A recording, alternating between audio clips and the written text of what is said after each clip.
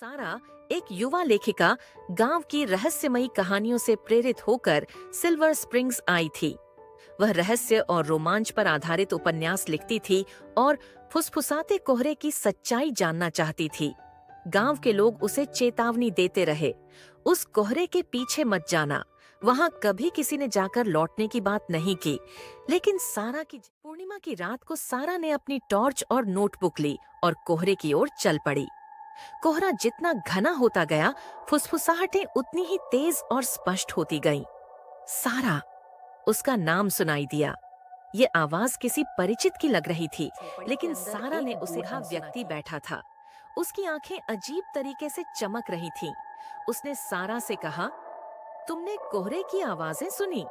ये उन लोगों की आत्माएं हैं जो अपनी अधूरी कहानियों के साथ यहाँ फंसे हुए हैं। सारा ने हैरान होकर पूछा, क्या मैं उन्हें आजाद कर सकती हूँ?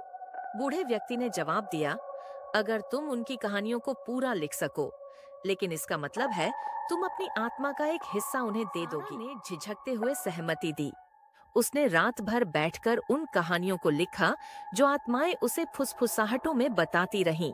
हर कहानी लिखते समय सारा को ऐसा लगता जैसे वह उन भावनाओं और दर्द को महसूस किया कि उसके भीतर कुछ बदल चुका था। वह न केवल एक बेहतरीन लेखिका बन गई थी, बल्कि उसकी कहानियों में एक अजीब सी गहराई आ गई थी। फुसफुसाते कोहरे का रहस्य अब सारा की कहानियों में अमर हो गया था।